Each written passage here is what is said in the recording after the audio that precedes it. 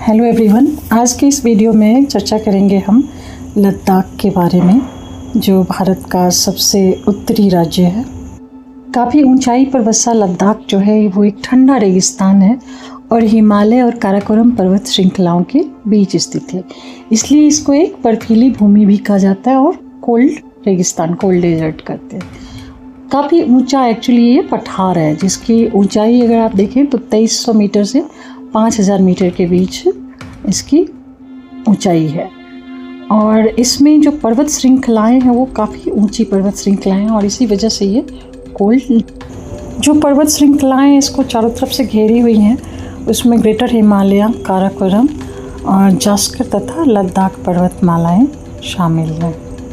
अगर हम यहाँ की नदियों के बारे में बात करें तो प्रमुख नदियों में सिंधु, जास्कर के अलावा श्योक नदी शामिल है। ये सारी नदियाँ ठंडे ग्लेशियर्स से निकलती हैं। वैसे तो लद्दाख वृष्टि छाया क्षेत्र में पड़ता है, क्योंकि हिमालय जो है इसको जहाँ से हिमालयन रेंज मानसून की वर्षा को रोकते हैं, मानसून के बादल को रोकते हैं, उसकी उत्तरी ओर है ये लद्दाख। इसलिए यहाँ पे बहुत कम बारिश होती है और शुष्क जलवायु है। इसलिए यहाँ पे जो बर्फ़बारी होती है पश्चिमी विक्षोभ के समय, उसी में पानी जो भी बरसता है वही लद्दाख में पानी का स्रोत है और वो बर्फबारी के रूप में होता है। इसलिए ठंडा रेगिस्तान है और यहाँ पानी की हमेशा क्राइसिस होती है। 2 प्रमुख ज़िले हैं यहाँ लद्दाख में, जो लेह और कारगिल है। अगर हम लद्दाख की अर्थव्यवस्था को देखते हैं तो ये मुख्य रूप से जो पारंपरिक कृषि है, एग्रीकल्चर और पशुपालन पे आधारित है, और पर्यटन जो है वो भी बहुत ज़्यादा इम्पोर्टेंट है। इनफैक्ट वो फर्स्ट पोजीशन पे है। इसके बावजूद पर्यटन जो है वो एक चिंता का विषय बनता जा रहा है, क्योंकि हाल में पर्यटन में काफ़ी वृद्धि हुई है और इसकी वजह से लद्दाख के इकोसिस्टम के इम्बैलेंस होने का खतरा है, क्योंकि प्रदूषण बढ़ रहा है उसकी वजह से। अगर पर्यटन में भी देखें तो लद्दाख जो है वो एडवेंचरस टूरिज़्म के लिए ज़्यादा फेमस है, क्योंकि यहाँ जाना जो है थोड़ा मुश्किल है, बहुत ऊंचाई पे है और ठंड काफ़ी ज़्यादा रहती है। तो इसलिए यहाँ पे वो टूरिस्ट आते हैं जिनको ट्रैकिंग और माउंटेनियरिंग में ज़्यादा मज़ा आता है, या रिवर राफ्टिंग है, ये सब गतिविधियाँ इसमें शामिल होनी चाहिए। तो उस तरह के टूरिस्ट आते हैं जो एडवेंचरस, क्योंकि जब पर्यटन जो है यहाँ की इकोनॉमी पे सबसे ज़्यादा इम्पोर्टेंट हिस्सा बन गया है, तो इसको बिल्कुल अवॉइड तो नहीं किया जा सकता। हालांकि इसमें ये किया जा सकता है कि एक सस्टेनेबल टूरिज़्म जो है उसकी पॉलिसी को अपनाया जाए, ताकि यहाँ पे जो बढ़ता प्रदूषण है उसको रोका जा सके और इकोलॉजिकल इम्बैलेंस जो क्रिएट हो रहा है उसको भी तुरंत उसकी रोकथाम की जा सके। इसके अलावा कृषि जो है वो सस्टेनेंस कृषि है, मतलब निर्वाह कृषि कह सकते हैं। वो यहाँ के लोगों का मुख्य व्यवसाय है, और चूँकि काफ़ी कठिन टेरेन है यहाँ का, इसलिए जौ, गेहूँ और सब्जियाँ उगती हैं, बहुत ज़्यादा चीज़ें नहीं उगती हैं। तो उसके बाद बचा पशुपालन, जो पशुपालन यहाँ के लोगों का काफ़ी इम्पोर्टेंट व्यवसाय है। और जैसे याक है, भेड़ है और बकरी और गाय जो है लोग पालते हैं, और उनका दूध, उनका लेदर, उनके फर, इन सब चीज़ों को यूज़ करते हैं और ये उनके व्यवसाय में काम आता है। इसी तरह पश्मीना बकरी जो है वो, उससे जो ऊन प्राप्त होता है शीप से, उसका ये यूज़ करते हैं पश्मीना ऊन के लिए और शॉल बनाने के लिए। हस्तशिल्प जो है वो भी एक यहाँ पे इम्पॉर्टेंट चीज़ है। यहाँ पे जो लोकल हस्तशिल्प होता है और खादी का उद्योग, वो यहाँ लद्दाख की अर्थव्यवस्था में काफ़ी योगदान देता है। अगर हम लद्दाख के कल्चर के बारे में बात करें तो यहाँ तिब्बती बौद्ध धर्म और शिया इस्लाम दोनों का प्रभाव देखने को मिलता है। चूँकि तिब्बत बिल्कुल नज़दीक में है, तो न सिर्फ तिब्बत से बौद्ध धर्म का प्रभाव पड़ा है, बल्कि वहाँ का कल्चर, वहाँ की स्पिरिचुअलिटी और उनके जीवन के रहन सहन, उनके फूड जो है स्टाइल, वो सब भी जो है लद्दाख में आपको बिल्कुल सेम मिलेगा। इसके अलावा चूँकि शिया मुसलमान भी रहते हैं यहाँ पे, तो उनके भी कल्चर का प्रभाव मिलता है। अब पूर्वी लद्दाख की तरफ देखें तो बौद्ध धर्म जो है वहाँ प्रमुख है, लेकिन पश्चिमी लद्दाख जो है वहाँ पे शिया मुस्लिम है, जो करगिल वाला पार्ट है, तो वहाँ पे मुस्लिम कल्चर आपको ज़्यादा देखने को मिलेगा। अगर लद्दाख के फूड को देखिए तो यहाँ पे तुप्पा और फिर स्क्यू और खंबीर, ये यहाँ का इम्पोर्टेंट भोजन में शामिल होता है। खंबीर एक तरह की रोटी है, तुप्पा जो है सूप है, हम लोग सब खाते हैं ये तुप्पा, कि यहाँ भी दिल्ली में भी काफ़ी रेस्टोरेंट्स ऐसे हैं जिसमें तुप्पा मिलता है।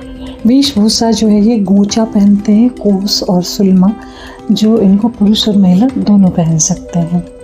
उनकी संस्कृति के बारे में और आगे बात करते हैं।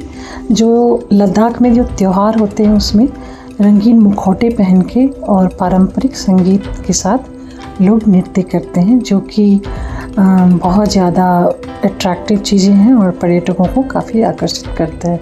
इसलिए लद्दाख महोत्सव में स्पेशली टूरिस्ट जो हैं ये उनके कल्चर और उनके डांस को देखने के लिए आते हैं।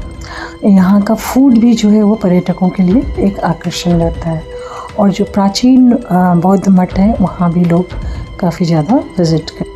बहुत ऊंचाई पर होने पे उनकी वजह से लद्दाख का जो इकोसिस्टम है, पारिस्थितिकी तंत्र, वो बहुत ही नाजुक है, और वहाँ पर जलवायु परिवर्तन की वजह से, ग्लोबल वार्मिंग की वजह से ये ऑलरेडी अफेक्टेड हो रहा है। इसलिए यहाँ के लोगों का कंसर्न बहुत ज़्यादा है कि टूरिज़्म बढ़ने से, प्रदूषण बढ़ने से जो यहाँ की नेचुरल हैबिटेट में चेंज हो रहा है, क्लाइमेट में चेंज हो रहा है, और पानी की कमी जो है और ज़्यादा हो रही है क्योंकि ग्लेशियर्स जो हैं सिकुड़ रहे हैं। तो ये एक बहुत बड़ा कंसर्न बनता जा रहा है। ग्लेशियर्स के पिघलने के साथ साथ वर्षा के पैटर्न में भी काफ़ी चेंजेस आए हैं, और वो ग्लोबल वार्मिंग की वजह से है। और इस वजह से पानी की क्राइसिस यहाँ इतनी ज़्यादा हो गई है कि यहाँ के लोग आइस स्टोव बनाते हैं और उसको फिर इस्तेमाल करते हैं गर्मियों के समय, जिस समय पानी की कमी रहती है। ग्लेशियर्स के अलावा जो स्नोफॉल है वो यहाँ पे पानी का स्रोत है। तो जब ये स्तूप जो है, जब बर्फबारी होती है तो बर्फ़ से ढक जाते हैं, और फिर उन स्तूपों को गर्मी के समय में पानी पिघलता है और उसको यूज़ किया जाता है। इसके लिए ग्लेशियर से जो पानी मिलता है उसमें सबसे ज़्यादा इम्पोर्टेंट सिंधु नदी है, जो यहाँ का महत्वपूर्ण जल स्रोत है। और यहाँ जो जलवायु परिवर्तन के प्रभाव पड़ रहे हैं वो सिर्फ लद्दाख तक ही सीमित रहेंगे ऐसी बात नहीं है। ये जो ग्लेशियर्स का पिघलना है या ग्लोबल वार्मिंग है या इतनी ऊंचाई पर जो पानी की कमी हो रही है, वो पूरे के पूरे दक्षिण एशिया को प्रभावित करते हैं। टूरिज़्म बढ़ने के बाद से जो है वो पॉल्यूशन यहाँ पे एक अलग समस्या बना गया है, और कचरे का कैसे डिस्पोजल हो वो एक बहुत बड़ी स्ट्रेस का कारण बन गया है। जो राजनीतिक संरचना यहाँ की बदली है उसके बाद सिचुएशन काफ़ी चेंज हुआ है। जैसे 2019 में ये जम्मू कश्मीर से लद्दाख अलग हुआ और ये एक केंद्र शासित प्रदेश बन गया। उसके बाद से इसका प्रशासन एक उपराज्यपाल द्वारा चलाया जाता है, जिसको भारत के राष्ट्रपति द्वारा नियुक्त किया जाता है। और लद्दाख में अभी तक कोई विधानसभा नहीं है क्योंकि ये फुल फ्लेज स्टेट नहीं है। यहाँ पे जो परिषदें हैं वो बिल्कुल स्वायत्त हैं, लेह और कारगिल। तो इन दोनों जिलों में अपनी अपनी स्वायत्त पहाड़ी विकास परिषद हैं जो यहाँ के स्थानीय मामलों का मैनेजमेंट करती हैं। हाल के कुछ दशक में लद्दाख में संविधान की 6ठी अनुसूची में जुड़ने के लिए डिमांड्स बढ़ रही हैं, और इसके पीछे भी कारण यही है कि लोग चाहते हैं कि लद्दाख के विकास पर पूरा ध्यान हो सरकार का, और सरकार में लोकल भागीदारी ज़्यादा हो। यहाँ के जो लोग हैं वो बहुत ज़िंदगी जीते हैं ज़्यादातर, और उनकी लाइफस्टाइल में बहुत ज़्यादा स्पिरिचुअलिटी देखने को मिलती है। जबकि महिलाएं जो हैं यहाँ पे घर का काम भी करती हैं, और इंडस्ट्रीज़ में भी, बाहर इकोनॉमिक एक्टिविटीज़ में भी महिलाओं की भागीदारी काफ़ी ज़्यादा है।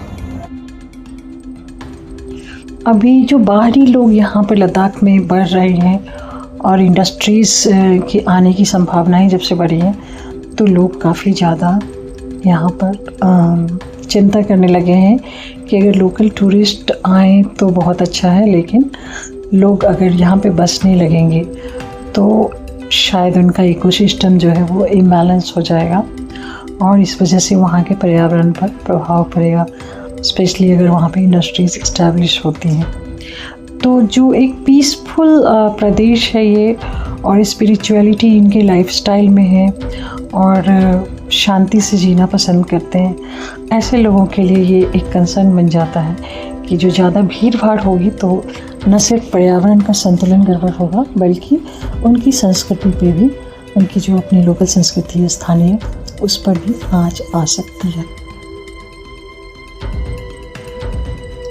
खासकर 2019 के बाद लद्दाख में काफ़ी आधुनिकीकरण हुआ है और भारतीय संसद में जम्मू और कश्मीर का पुनर्गठन करके जब से लद्दाख को केंद्र शासित प्रदेश बनाया तो वहाँ पे लोगों ने ये रियलाइज़ किया कि उनकी आइडेंटिटी को जो है ज़्यादा आवाज़ मिलनी चाहिए और उनका पॉलिटिकल रिप्रेजेंटेशन बढ़ना चाहिए। यहाँ एडमिनिस्ट्रेशन में जो बदलाव आया है उसके बाद काफ़ी ज़्यादा डेवलपमेंट हुआ है और लैंडस्केप बदल रहा है, विकास की परियोजनाएं काफ़ी ज़्यादा आई हैं, जैसे सड़कों का निर्माण हो रहा है, तो पर्यावरण जो है थोड़ा सा इससे अफेक्टेड हो रहा है क्योंकि टूरिज़्म काफ़ी बढ़ गया है। एक्सेसिबिलिटी बढ़ने से ऑब्वियसली लोगों की आने जाने की संख्या बढ़ गई है। तीसरी बात ये है कि संसाधनों का दोहन भी शुरू हो सकता है, ऐसा यहाँ के लोकल लोग मानते हैं, क्योंकि पहाड़ों के नीचे जो है खनिज भंडार है काफ़ी ज़्यादा प्रचुर मात्रा में है। यहाँ के जो आइस स्तूप हैं, जिसको वाटर टावर कह सकते हैं, वही जो है अभी फ़िलहाल एग्रीकल्चर के लिए पानी का रिसोर्स है। और जो यहाँ के बुज़ुर्गों ने देखा है कि बहुत सालों के बीच जो ग्लेशियर्स पिघल रहे हैं उसका प्रभाव जो है वो दिख रहा है। मतलब ग्लोबल वार्मिंग का अगर सीधा असर देखना है तो आप लद्दाख में देख सकते हैं कि धीरे धीरे ग्लेशियर्स जो हैं वो सिकुड़ रहे हैं और उसकी वजह से स्पेशली कुछ सीजन्स में जैसे गर्मी में जो है यहाँ पे पानी की क्राइसिस हो जाती है। जो कंस्ट्रक्शन और डेवलपमेंट शुरू हुआ है उसकी वजह से काफ़ी हैबिटेट लॉस हो सकता है और जो बेमौसम बरसात शुरू हो जाती है या मौसम सीजनल जो चेंजेस हुए हैं तो उसकी वजह से लैंडस्लाइड्स भी यहाँ पे बढ़ गए हैं। प्रदूषण का क्यूमुलेटिव इफ़ेक्ट जो है वो यहाँ दिख रहा है। मतलब अगर हम ग्लोबल वार्मिंग की बात करते हैं तो थ्योरेटिकली हम बात करते हैं, लेकिन जो उसका रियल इम्पैक्ट है वो इसी तरह की वल्नरेबल क्लाइमेट्स में, वल्नरेबल इकोसिस्टम में दिखता है। इसलिए आज अगर सरकार को, वैश्विक सरकारों को, पूरे विश्व में जितनी भी सरकारें हैं उसको अगर कोई कदम लेना है ग्लोबल वार्मिंग के लिए और उसका इम्पैक्ट, अलार्मिंग इम्पैक्ट जो दिख रहा है यहाँ पर लद्दाख में, वो निश्चित रूप से धीरे धीरे बाकी सारे कंट्रीज़ को भी प्रभावित करेगा। जैसे कई जगह जो है समुद्र का जल स्तर बढ़ने से कई सारे भूभाग जो हैं, जो एग्जिस्टिंग भूभाग हैं, वो ख़तरे में पड़ गए हैं और ऐसा लगता है कि कुछ दिन के बाद वो गायब हो जाएंगे।